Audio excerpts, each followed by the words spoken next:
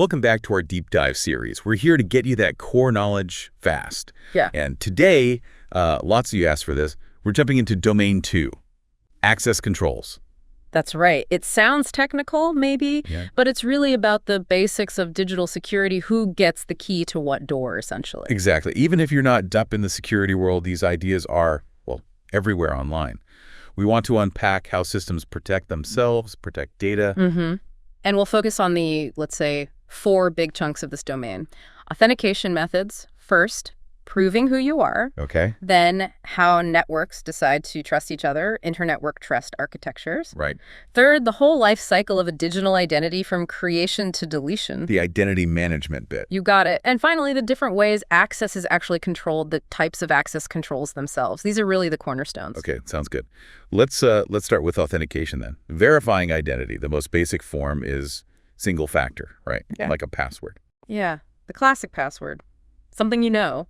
But honestly, relying just on that today, it's pretty risky. It feels risky. Yeah. Like leaving your front door unlocked just because you live on a quiet street. Good analogy. Which brings us to multi-factor authentication, MFA. This is huge now. Right.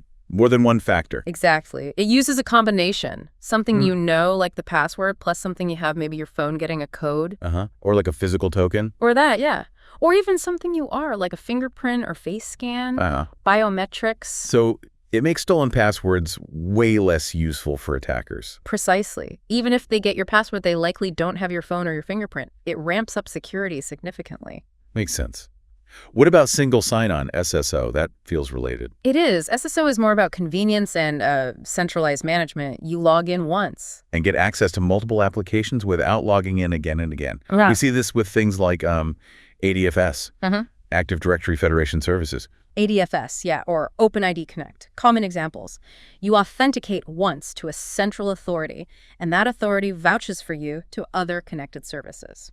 And I guess device authentication fits in here too, checking the actual phone or laptop. It can, yeah. Verifying the device itself adds another layer. Is this a trusted, known device trying to connect? Okay. And federated access, you mentioned OAuth 2, SAML. How's that different from SSO? It's related, but distinct. Federation allows different organizations or systems to trust each other's authentication.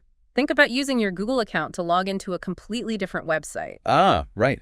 Google authenticates you and tells the other site, yep, they're okay, without sharing my Google password. Exactly. OAuth 2 and SAML are protocols that enable that kind of secure delegation and trust across different security domains. Very powerful. Okay, moving on to the next pillar.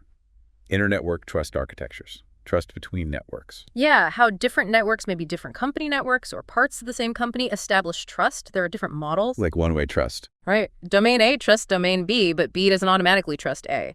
Then there's two-way, which is mutual trust. Okay. And transitive. That sounds like trust flowing through. It is. If A trusts B and B trusts C, then A implicitly trusts C. Can be efficient, but also risky if one link is compromised. And the big one everyone talks about now, zero trust. Zero trust. The mantra is never trust, always verify.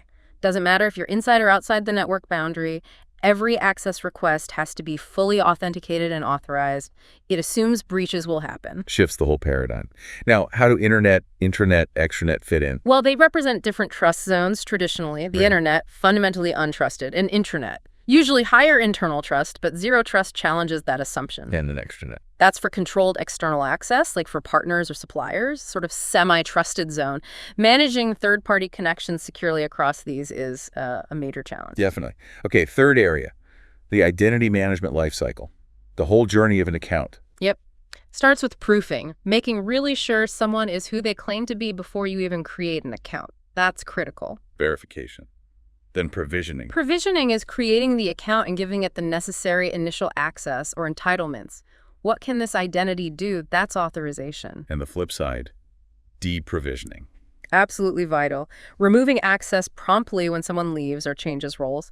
Forgotten accounts are a huge security hole. And maintenance, just keeping things up to date. Yeah, updating details, roles, permissions, and entitlement management is specifically about defining and managing those access rights over time. And identity and access management systems, IAM, they handle all this. Pretty much.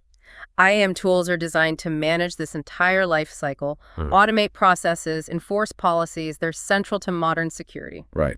Which leads us neatly into the last part, the actual access control models, how access is enforced. Exactly. Different ways to implement those rules. Mandatory access control, or MAC, is one. Very strict. Yes, sir. The system itself, the operating system usually, enforces access based on security labels or classifications assigned to users and data. Users can't change it. Think military or high security environments. Okay.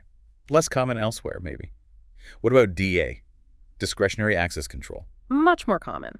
DA means the owner of a resource, like a file or folder, gets to decide who can access it and what they can do, like setting permissions on a Google Doc. Ah, okay. We interact with that all the time. Yeah. Then RBAC, role-based access control. RBAC is probably the most widely used in organizations. Access is assigned based on a person's role, like accountant or sales manager. Much easier to manage than assigning permissions individually. Makes sense. Group people by job function. The variations. Attribute-based. Yeah, attribute-based access control, ABAC, is more granular. It looks at attributes of the user, like department or location, the resource, like sensitivity level, and the environment, like time of day, to make decisions. Subject-based and object-based are sort of components within these models focusing on who subject or what object is being accessed. Complex, but flexible.